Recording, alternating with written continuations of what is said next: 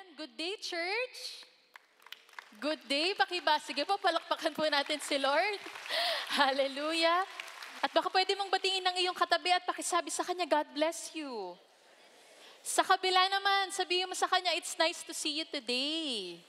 Yan. It's so nice to see you all ngayong araw po na ito. No? At naniniwala po ako, katulad ko, excited na rin kayong makarinig ng salita ng Panginoon. Amen? Pwede ba nating palakpakan si Lord once again? Hallelujah! Oh God, we welcome your presence in this place. At so, I would like to begin ngayong araw po na ito, no, sa pagpapakita po ng isang video. Alam niyo po, ito pong video na to, this contains the historic or one of the historic punch. Historic na suntok ng atin pong pambansang kamao. At naniniwala ako, kahit na this has been long time ago, many years back, you will still be able to recall of this video. So, ano po itong video na tinutukoy ko, the historic punch? Panoorin po natin itong video na ito.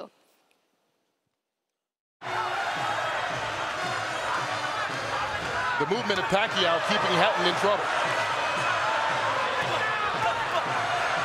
Manny Pacquiao never fails to surprise me with what he brings to the table. It's always a little better than I thought. Hatton down again. And he might be out this time. That's it. Ricky Hatton is done. Knocked out in the...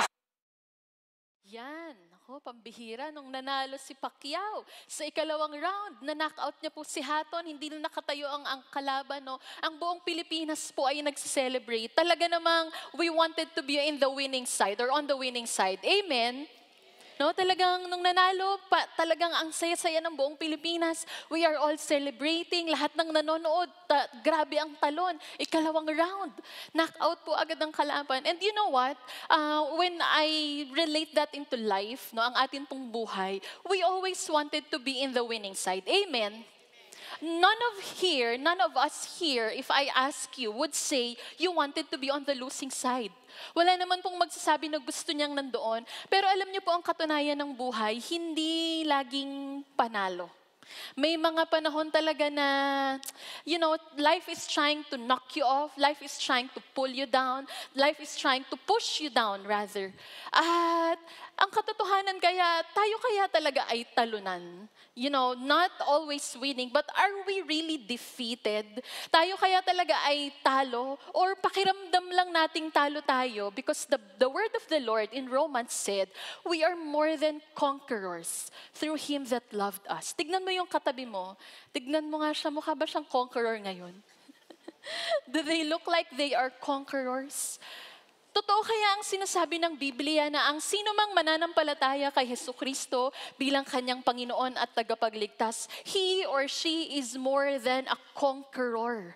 Kaya minsan sa buhay, hindi man natin parating ramdam na panalo tayo, ang katotohanan, kahit parang pakiramdam natin talo tayo, we are still winners. Amen? Panalo pa din. Kahit pakiramdam mo you are on the losing side, pakiramdam mo lang yon kasi ang katotohanan, you are on the winning side and in the winning side is Yahweh standing by with you. Kasama mo ang Panginoon. Kaya ano po ang title ng message natin today? Bukas, sa mga darating na araw, balik trabaho, balik eskwela, balik ang atin pong pagharap sa hamon ng buhay. At are we really ready to rumble? Talaga bang tayo ay ready makipagbakbakan sa hamon ng buhay? May mga panahong you feel like winning, but there are days when you feel like losing. Pakiramdam mo, talo ka. Pero alam niyo po, ang magandang balita ng ating Panginoon, ang magandang balita ngayong araw, sana mabitbit po natin yung mindset that we are working, that we are fighting from the winning side. Tayo po ay lumalaban galing from the winning side. At ano po yung magandang mindset na meron ng isang mananampalatayang tulad mo at tulad ko? What's the right mindset? Ano ba yung kailangan kong baunin? Now that I know I am on the winning side because He that loved me is telling me I am more than a conqueror. Now that I know, ano ba yung dapat kong bitbitin? Ano ba yung dapat kong maalala? Ano ba yung dapat kong paulit-ulit na ipaalala sa aking sarili? No, alam niyo po, Today, we will be circling around the story in the book of Exodus. Isa po ito sa paborito kong libro sa Biblia kasi narito po ang maraming himala ng kalikasan, yung mga hindi mo makikitang mangyayari on a normal day, the sea being parted, there is hail from the sky. Andito yung maraming mga himala ng kalikasan. Kaya gustong-gusto ko po itong libro na to. At pag-aralan nga natin, tignan natin ang buhay ng mga Israelites. I'm talking about life being hard. I'm talking about life being harsh. I'm talking about life being full of problems because none of you here can tell me you do not have a problem. Pare-pareho po tayong meron. At tignan po natin ang itsura ng mga Israelites in Exodus chapter 1 verse 11. So the Egyptians, ito po yung kalaban ng mga Israelites. So the Egyptians made the Israelites their what? Slaves, alipin. They appointed brutal slave drivers over them, hoping to wear them down with crushing labor. They forced them to build the cities of Pithom and Ramesses as supply centers for the king. Ginawang alipin, forced labor, mahirap ang buhay. Paglingkuran nyo kami, said the Egyptians. And in verse 13, so the Egyptians worked the people of Israel without mercy, walang awa. They made their lives bitter, forcing them to mix mortar and make bricks and do all the work in the field. They were ruthless in all their demands. And in the next verse, the people of Israel, ano pong sabi dyan? Had lived in Egypt for how many years? 430 years. Yung binasa ba natin, itsura ba silang nasa winning side? Mukhang hindi. Itsura bang maayos ang buhay nila? Hindi rin. Life is hard. They are forced to serve the Egyptians. Sila po ay naging alipin. Ang kanila pong problema ay harap at likod, kanan at kaliwa. Problems all around. And it has been going on for the Israelites for 430 years. They look like they are defeated. They have hit the rock bottom of their lives. Mahirap ang buhay. Parang buhay natin to mga kapatid. Kaiba nga lang, hindi naman 430 years yung sa atin. But it has been years, just like the Israelites. At ano po ang nangyari dito? Exodus chapter 2 verse 23, the Israelites continued to groan under the burden of their slavery. When you say groan, they are crying out to the Lord for help. They are crying out to God for help and their cry rose to the Lord. Alam niyo po ang magandang pinapaalala ng mga Israelites sa atin ngayong araw na ito. When life is hard, when life is full of problems, when life is trying to tumble you down with all this mga problema ng buhay, iba-iba, pinansyal, physical, spiritual, emotional, lahat na. What these people are reminding us, it's good to cry to the Lord. Pwede naman palang umiyak sa Panginoon at humingi ng tulong. At ano po ang nangyari? In Exodus chapter 24, God heard their groaning and He remembered His covenant promise to Abraham, Isaac, and Jacob. He looked down on the people of Israel and knew it was time to act. He knew it was time to act. Tayo pong lahat ay saglit na pumikit at manalangin. Panginoon, aming Diyos, we came here in the church to hear of your word, Lord. That we wanted to clarify, Panginoon. Kami ay narito kasi gusto naming makarinig ng iyong mabuting balita. Dahil ang iyong mabuting balita, ang iyong mga salita, ito ay magbibigay ng kumpiyansa at ng lakas ng loob sa amin, Panginoon. Para humarap ulit sa buhay, humarap ulit sa isang linggo, Panginoon. So today, God, I ask, grant us the understanding of your word, Panginoon. Maging ang pangunawa ng iyong mga salita, sa iyo pa rin yun manggagaling at sa iyo namin yun hinihingi, Panginoon. God, allow us to understand your words. And thank you for a beautiful reminder you are set to tell your people today.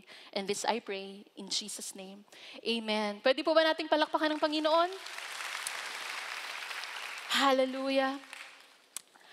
People of the Lord, Church of God, when you're having a hard time, when you're hitting the rock bottom of your life, when it has been too much to bear, You can groan, you can cry, and the Lord will remember. And when He remembers, it's time to act. Kanina, tinanong ko po kayo, ready to rumble? Are you ready to rumble sa lahat, sa mga, ang Tagalog po nun, handa ka na ba sa bakbakan ng buhay na maraming problema? Alam niyo po, saan manggagaling ang kumpiyansa nating humarap sa buhay na maraming problema? Hindi sa'yo, hindi sa lakas na meron ka, kung hindi sa Panginoon na kasama mo. At itong Panginoon na kasama natin, He remembered, He heard the groan of the people, and now He's the one who's saying, it's time to act. Oras na. Oras na para may gawin ako. Oras na para I'm gonna do something great in the lives of the Israelites. And sino ba to? I mean, what are the attributes of Yahweh now? Now that I'm saying, I wanted to be ready to rumble, kasi wala naman pong ibang choice. Tomorrow you face life and you have to be ready to rumble really. Kailangan mo naman talagang humarap sa buhay. Panginoon, ngayon mo ipaalala sa akin, who are you in my life now? What is the characteristics? What is the attributes? What are the attributes of this Yahweh that you worship? This Yahweh that you lift your hands onto? Itong Diyos na meron ka ngayon. Ano ba ang attributes na meron itong Diyos na kasama ko? Itong Diyos na nasa winning side kasama ko. What are the attributes of the Lord? Balikan ko po ang ating verse in Exodus chapter 3, verses 7 to 10. When the people of the Israelites cried, when the people of the Israelites groaned, because the burden is too much. Ano po ang sabi ng Panginoon dito? I have certainly seen the oppression of my people in Egypt. This is as if God is reminding you today, I see you. I see you now. You're having a hard time. You're not able to sleep at night because of so many problems. Ang dami mong iniisip. Hindi mo alam kung anong mangyayari bukas, hindi mo alam kung saan kukunin ang pambayad dito at doon at kung saan pa. The Lord is reminding you, just as He is reminding the people of Israel, I have absolutely, I have surely seen you. Kita ka ng Panginoon. Kaya pala, when you go through problems and you say, pakiramdam ko mag-isa ko, walang nakakaunawa sa akin, kapatid, pakiramdam mo lang yun. Pakiramdam mo lang yun. Kasi ang totoo, nasan ka mang upuan ngayon, I do not see you all from here, but God sees you. You're El Roy. And the one that sees you, yung Diyos na yun, yung Yahweh na yun, mamaya aaralin natin 3 attributes niya, yung Yahweh na yun, hindi ka lang basta nakikita. Ano ba po ang sabi dito? I have heard their cries of distress because of their harsh slave drivers. Not that I see you, but I hear you. Hindi kita nakikita lang, naririnig kita. Naririnig ng Panginoon ang ating bawat panalangin, naririnig ng Panginoon ang ating bawat iyak. Naririnig ka ng Panginoon. Yung mga bagay na hindi mo masabi sa asawa mo, mga problema, sa mga anak mo, sometimes you're keeping it all together in yourself. Good news, because God sees, God hears. At ano po ang sabi dyan? Yes, I am aware of their suffering. Alam ko ang pinagdadaanan nila. Nakikita ko sila, naririnig ko sila. Alam ko ang pinagdadaanan nila. What a personal God this Yahweh is. Hindi ka niya kita, hindi ka niya rinig, alam niya. Kaya alam niyo po, minsan sa buhay, nobody is ever excused like myself. Sometimes when the burden is too heavy and all you can do is cry, tingin nga ako dito ng mga minsan umiiyak na lang kay Lord sa dami ng problema. And all you can do is cry, you're good. Because He understands. Nauunawaan yun ng Panginoon. When you can't say the words no more, when you can't comprehend no more, finite kasi yung mind natin, ibig sabihin may hangganan lang yung kaya niyang isipin. When you cannot comprehend no more, God knows. He is aware. He saw, He heard, He is aware. At ano po ang nangyari sa susunod na verse? In verse 8, so, says the Lord, I have come down to rescue them from the power of the Egyptians and lead them out of Egypt into their own fertile and spacious land. It is a land flowing with milk and honey. and said here, "Look, the cry of the people of Israel has reached me, and I have seen how harshly the Egyptians abused them. Now go," said the Lord to Moses. Nagpapadala na po ang Panginoon ng kanyang sugo para palayain ng mga Israelites of their slavery for 430 years.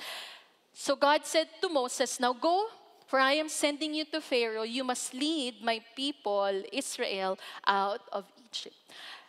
Earlier, the question is, what are Yahweh's attributes? Ano ba ang meron si Yahweh?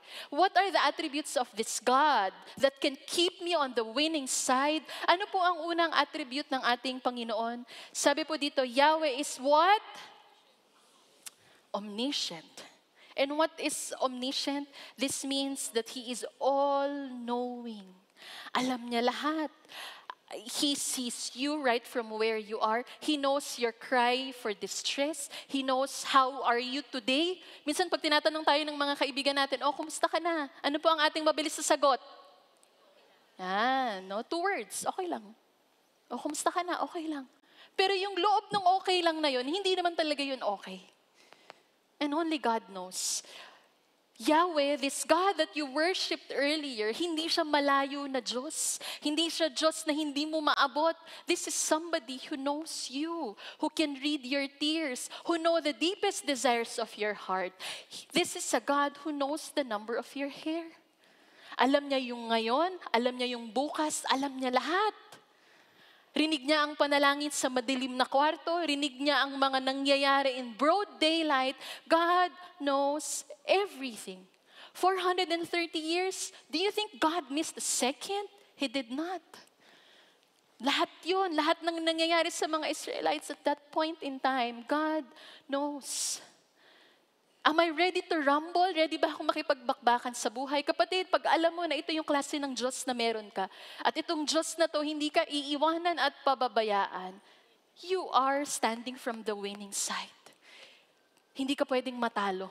Pakiramdam mo lang yun. This is God, this is Yahweh, being omniscient. Ano pa po ang isa pa pong characteristic ng ating Panginoong Diyos? The second, letter O, is that Yahweh is, ano pong sabi dyan? The omnipotent God, the all-powerful God. This God that you are worshiping in the sanctuary, hindi siya all-knowing lang, hindi ka lang niya kilala personally. Nakalimutan ko pong banggitin kanina, nobody knows you so personal like the Lord our God. Kahit yung nanay at tatay mo, hindi ka kilalang-kilala nun. Kahit yung asawa mo, ang nakakakilala lang sa'yo ng buong buo. Walang iba kung hindi si Yahweh. Very personal God. Now, I jump to the omnipotent God, the all-powerful God. At ano po ang nangyari sa tagpo ng mga Israelites noon? Pinadala na ni Lord si Moses, "Now go, for I am sending you. Get the people out of Egypt, so you may worship me." Yun po ang command ng Panginoon kay Moses. At alam niyo po, you have an assignment to do, kasi hindi ko na po ipa-flash sa screen, no? There are 10 plagues. It took 10 plagues to actually free the Israelites. Alright? 10, ano po ang Tagalog ng plagues? Salot. Yan, nabanggit na po yung kanina, nakalimutan ko ulit, no? 10 salot. It took 10 plagues to get the Israelites out of Egypt. And you know what? Nung bata pa ako, naririnig ko na kasi sa Sunday school itong mga kwento na to, no? When I was young, I was asking, why did it took 10 plagues to free the Israelites? Natanong niyo po ba minsan yun? Bakit kailangan pa ng 10 salot? But the Lord, because He is the omnipotent God, He can free the Israelites in a snap of a hand. Pwede niya naman pong gawin yun. Pero why the 10 plagues? Ano bang meron sa 10 plagues? Alam niyo po, ang Ehipto, no, ang lugar ng Ehipto, ang lupain ng Ehipto, they are one of the most polytheist nation in the ancient world. Pag sinabi pong ancient world, pag sinabing polytheist, ibig sabihin po noon, marami silang Diyos. Libo-libo, daang-daang Diyos-Diyosan. Iba-iba ang itsura noon, iba-iba ang function noon, iba-iba ang kayang gawin noon. And sometimes their function overlaps. Maraming Diyos para sa fertility, maraming Diyos para sa abundance, sa protection, sa provision, iba-iba.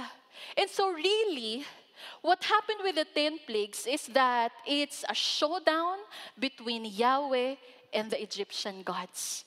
kinakailangang patunayan ni Yahweh, kinakailangang patunayan ng Diyos, ako ang pinakamakapangyarihan sa lahat. And we're talking about the omnipotence of God here. Pinapatunayan at papatunayan ng Panginoon sa 10 plagues that He is the most powerful, the only God. Because the Israelites have been in slavery for 430 years. Para maalis sa dugo ng Israelites yung mga Diyos-Diyosan, kailangan ng showdown. At samahan niyo po ako, papasok na po tayo sa lupain ng Ehipto. Tignan natin, ano ba ang cultural setting? No, kasi po itong mga i-flash ko sa screen, this you will not read in your Bible, but this is according to the cultural setting of the Egypt at that time. No, tignan po natin, ano po yung 10 plagues na yon? The first plague is the plague of, may nakakaalam po ba? Yan, the Nile River being turned into blood. Alam niyo po, sabi nila, Egypt is a gift from the Nile. Ibig sabihin, ang may bigay ng ang dahilan bakit may Ehipto ay dahil sa Nile River. Ganun po ka-essential yung Nile River for the Egyptian people because this is one of the biggest, ano po tawag doon, river at the time. Dito po galing ang kanilang kinakain, dito po galing ang kanilang irrigation. The Egyptians, they eat mainly fish. Yun po ang kanilang basic diet. At dito po nanggagaling ang lahat. In fact, sabi po dito, no, the plague of the Nile being turned into blood, ano po yung mga Egyptians' God that is being defeated? At yung 10 na yun, may mga gods yun that are being defeated. No, it's a showdown. Ano po yung mga gods that are being defeated? I'm not gonna mention the names because there are a lot of them. Guardian of the river source, spirit of the Nile. One that is nakakagulat, no? Yung Diyos daw na Osiris at that time. Osiris is so big, so huge, that the Nile River is just a part of the blood veins. Ibig sabihin yung ugat dito, yun daw yung Nile River. At yun yung pinaniniwalaan ng mga tao noong unang panahon. Kaya ganun na lang nilang i-worship tong mga God na to. Because these are the gods that's in charge of the Nile River. And the Nile River gives them life. The Nile River is the source of life for them. And you know what happened when it became blood? Suddenly, wala na silang makain. Suddenly, wala na silang mainom. You cannot drink blood. Suddenly, nangamatay ang mga isda. Suddenly, the irrigation is so bad that the plants are dying. And what is God trying to remind the Israelites, the Egyptians? He is reminding them, I am the source of life, not the Nile River. Hindi ang river na to ang nagbibigay buhay. Kasi pag iniba ko yung river na yon, there's no life there. But life is in the hands of the Lord. I am.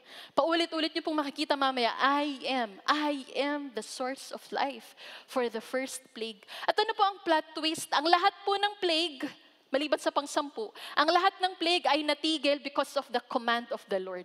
Lahat ng plague nagsimula at natigil because of the command of the Lord. Ganun po kamakapangyarihan. Tignan po natin ang pangalawang plague. This is the plague of the... Sino po dito ang takot sa palaka? Yan, may mga katulad ako. Praise the Lord.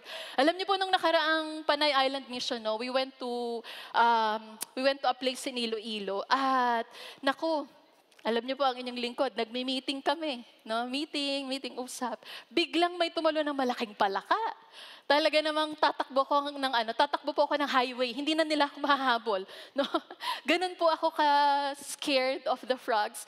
But in the land of Egypt, alam niyo po sa kanila, ang frog, it's usual to see frog everywhere in Egypt. Because there is the Nile River, and where there is wet places, nandoon po ang mga palaka. At alam niyo, ang kakatuwa, ang mga palaka pala sa kanila ay tinuturing nilang Diyos. The frogs, they treat as God, and these are the Egyptian gods. No, both gods, ito pong Hapi at Heket, ito ay katawang tao, pero mukhang palaka. Tignan mo nga yung katabi mo. Nagkamagala, hindi yan mukhang palaka. It said here that these frogs are related to land fertility and abundance. In fact, in the month of November and December at that time, when the farmers will hear the kokak, pag narinig nila yung kokak ng mga palaka, sinyalis daw yun na ang lupain ay fertile and it's ready for a bounty of harvest. Yun po ang kanilang pinaniniwalaan nung unang panahon. That's why you're never allowed to kill a frog. You don't kill a frog, otherwise you go to prison. Ganun nilang tinuturing na Diyos ang palaka. Paano to? Nagpaulan ng Diyos ng maraming palaka na naging salot na sa kanila because when all the frogs died, it's stinking all around. No, ganun nakabaho yung river everywhere. What is the Lord reminding the Israelites and the Egyptians? That the frogs, they are not in charge of land fertility. They are not in charge of abundance. I am the Lord of the harvest. Hindi pwedeng sa kokak ng palaka kayo nakabase kung may harvest o wala. It's not them. It's not them. I am, says the Lord of the harvest. This is how powerful God is. No? Ano po yung pangatlong plague? This is the plague of the lice. What are the gods that are being defeated here? The god of Seb. Sometimes they call it the god of Geb.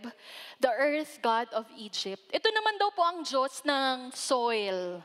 Right? The God of the soil, they pray to it and the soil becomes good.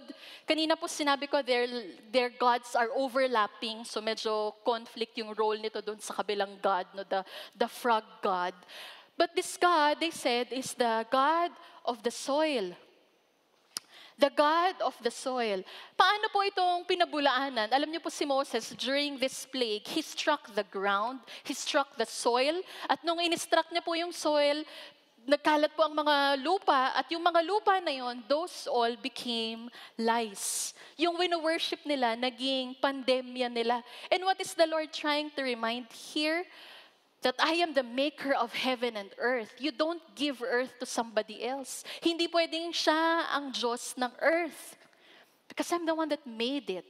I'm the one that made the heavens and the earth and everything that you see. And again, tulad ng sinabi ko kanina, lahat po ng plagues na to, they started and they ended at the word of the Lord except the 10th plague. And so at the word of the Lord, it stopped, nawala ang lahat ng lice. At ano po ang susunod na plague? The fourth one, God proving Himself all-powerful again. The plague of the, ano po kaya yan? Tama, the plague of the flies. Siguro, yung hindi nandidiri sa palaka, baka dito ayaw nyo ng langaw. Patingin nga ako ng kamay ng ayaw ng langaw. I do not like this too, kasi kung saan-saan to dumadapo, madumi ang mga langaw. And what is the God that's being defeated here? Paano na naman pinakita ni Lord ang kanyang might, His power? You watch it or you watch it, at this is the fly God of Egypt said here. And you know, this kind of God of the Egypt, it's known to give protection against disease and misfortune. Kaya noong unang panahon, meron daw silang suot na mga amulets, mga bracelet, at merong ulo ng langaw doon.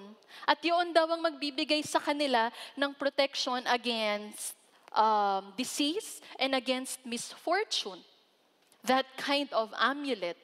And what is the Lord trying to remind the people of the Lord? That I am the only protector. Kaya hindi ka na nagsusuot ng anting-anting. Amen? Wala nang anting-anting. Wala nang kung ano-ano pa sa katawan natin na magbibigay ng protection sa atin. This is God's stern warning.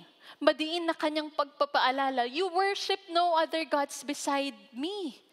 At yun po ay nakalagay sa 10 Commandments. Pag tinignan pala natin yung 10 plagues, yun pala yung itinuturo niya that there shouldn't be other gods beside the Lord. I am the protector. Hindi ka kayang protektahan ng langaw, pinapatay nga natin yun eh. Tama po. So that cannot protect me. Only God can protect you and you and you and all of us. Ano po ang panglimang plague? The plague of the death of the livestock. Alam niyo po, bakit po nadamay itong mga plagues na to? I mean, ito pong mga livestock na to. No? In the land of Egypt, they treat the bulls and the cows as God. Diyos nila yun. Katawang tao, pero ang ulo ay bull, ang ulo ay cow, and they worship these gods. They worship these gods, and these animals, you cannot touch them. You cannot kill them. Kaya pala may isang account po sa Exodus, no? Sabi ni Pharaoh, sige na, you go. You go and you sacrifice. When I say sacrifice, animal sacrifice po yun ng Israelites. And the Pharaoh will say, sige na, you go. You sacrifice. You animal sacrifice to Yahweh. But do it here, said Pharaoh. Dito mo gawin sa Egypt. Alam niyo po ang sabi ni Moses, hindi pwedeng dito ko gagawin yun. I cannot offer animal sacrifice in Egypt. Because that will be detestable in the eyes of the Egyptians. Hindi nyo nga pinapatay yung hayop eh. So hindi kami pwedeng dito magsasacrifice. Magiging magulo. Kaya pala, because in Egypt, the animals are being worshipped as gods. And what are the gods being defeated here? Ito po sila. And these are the gods associated to bulls and cows. All of them dead. Nakikita niyo po yung nangyari na yon, yung mga Diyos-Diyosan niyo, lahat yan patutumbahin ko. And this is Yahweh reminding the people, I am Lord over all. You cannot have cows, you cannot have bulls, you cannot have frogs, flies, lice, etc., etc., because I am Lord. Tapos ang usap. Jehovah Sidkenu, the jealous God, the only God you worship. Ganito niya pong pinatutunayan ng kanyang potency, the omnipotent God. And did it stop here? Tignan po natin in the 6th plague, the plague of the boils. Alam niyo po itong plague ng boils, pigsa sa Tagalog. Yung magkaroon ka ng isa, hindi ka na makaupo. Tama? Magkaroon ka ng madami.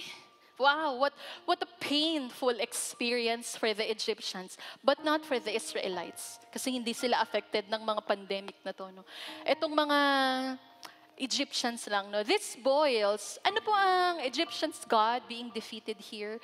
The god Sekhmet and the god Seraphis, they say this is the god of the epidemics, the god of healing. Sabi po nila yung Sekhmet, kaya niyang gumawa ng epidemya, kaya niya rin tapusin ang epidemya.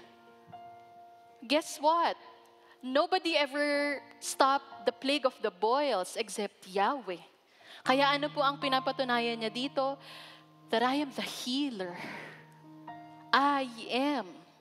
Not Sekhmet, not Seraphis, not whoever. I am. Because if Yahweh did not stop this plague, it might have been there now. Kung hindi niya yung pinayagang matigil, ganun makapangyarihan ng ating Panginoon, that I am the only healer. What's the next plague? The 7th one, this is the plague of the hail. Alam niyo po ang ulan sa lupain ng Ehipto nung unang panahon, very rare. In the northern part of Egypt, it's gonna rain 2 inches. So, ganito lang yun kakonti. 2 inches. In the southern part of Egypt, may mga panahong walang ulan sa buong isang taon. And so for this kind of thing to happen, yung uulan ng malalaking tipak ng yelo, wow, it can only be the hands of God. And what did this hail do? Alam niyo po itong hail na to, sinira niya po ang dalawang major crops dati, no? The source of food, the flax and the barley. Sinira niya yon. Wala nang makakain na flax and barley yung mga Egyptians. And not only that, but this hail, this destroyed the monuments of the Egyptians. Mahilig sila sa malalaking monumento. Monumento ni Pharaoh, which they believed as God. Monumento nung Hapi, nung Heket, katawang tao, pero yung ulo nila are different animals. And so when the hail came, it destroyed those monuments. It's as if the Lord is reminding them, no other gods. At ano po ang gods of Egypt na tinalo dito ng ating Panginoon? The sky goddess God, the agricultural deities because of the crops that are being torn apart. And wow, meron pa pala silang God of the atmosphere. And what is this trying to remind the people? Yahweh is trying to remind the people that I am the creator and the sustainer of all. I create hail.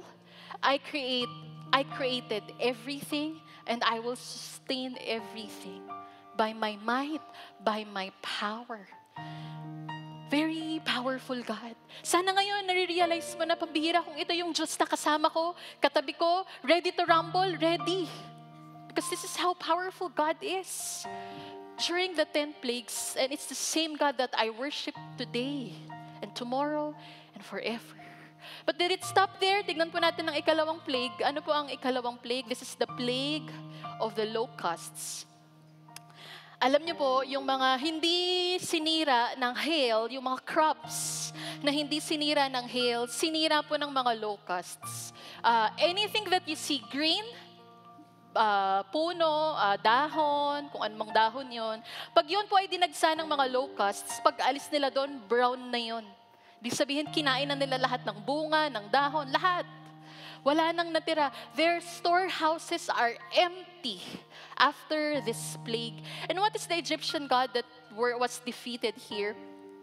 Serapia, the Egyptian deity, protector from locusts. And what is the Lord reminding here? Nung naubos ng locust yung pagkain nila, wala na silang mapupuntahan. Actually, ito po yung plague na sinasabi ng mga Egyptians kay Pharaoh. Maawa ka na, Pharaoh, let them go. The plagues, all the 10 plagues, it lasted for almost a year. Grabe yung hirap ng mga Egyptians. Sa pangwalo, nagmamakaawa na yung mga tao kay Pharaoh. Palayain mo na sila. Sobrang gulo na ng buhay natin. Wala na tayong makakain. And this is where the Lord is reminding everyone, I am the provider. I can open heavens and make manna rain. I can send ravens. I can send all the food that you will ever need. Kahit mukhang wala, pag sinabi ng Panginoon, because that's how powerful the words of God is, there will be food in your table. That's how powerful He is. And so, locusts, ano po yung pangsyam? This is the plague of the utter darkness. Dito lang po ako nakabasa sa Bible na 3 araw, pambihira, yung kadiliman, yung brownout sa kanila.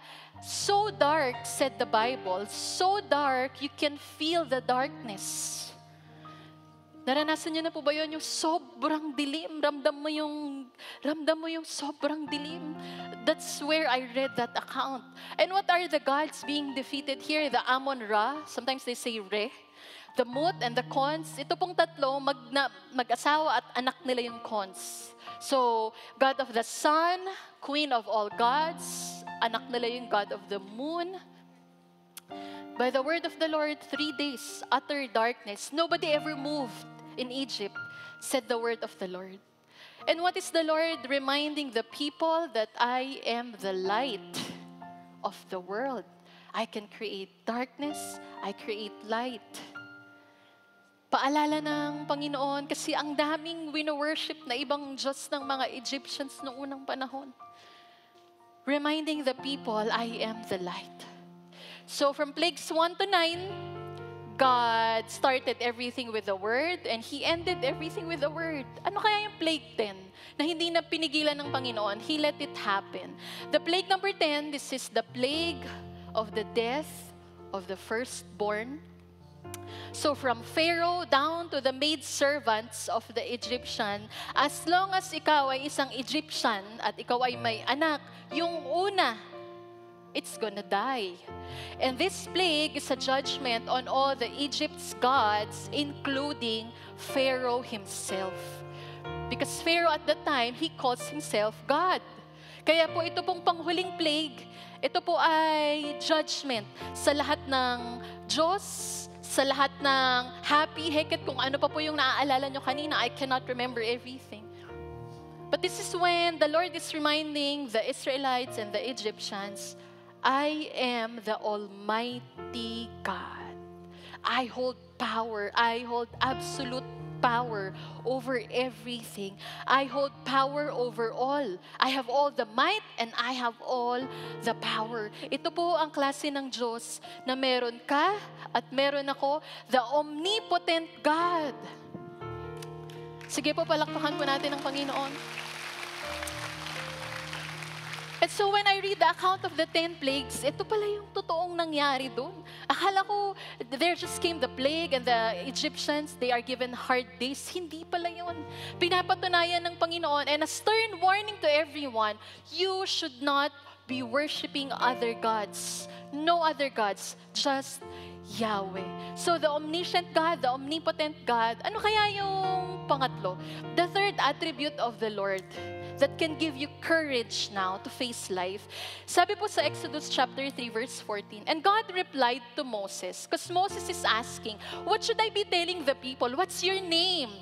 How should I tell the people about you? Ano po ang sabi ng Panginoon? Tell them, I am who I am. Say this to the people of Israel, I am has sent me to you. And you know what?